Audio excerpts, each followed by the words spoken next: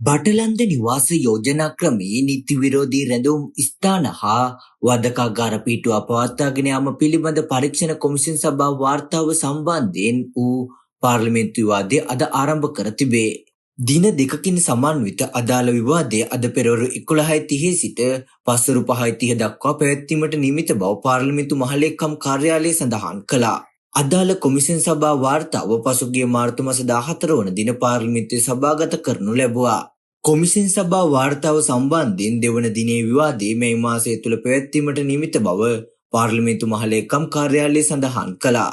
අද දිනේ මෙම විවාදයෙන් පසුව පාර්ලිමේන්තුව මේ මාස 8 වන දින තෙක් කල් තැබීමට නියමිතව තිබේ. මෙම බටලන්ද කොමිෂන් සභා වාර්තාව සභානායක අමාත්‍ය බිමල් රත්නායක මහතා විසින් පසුගිය මාර්තු මාස 14 වනදා සභාගත කරනු ලැබුවා.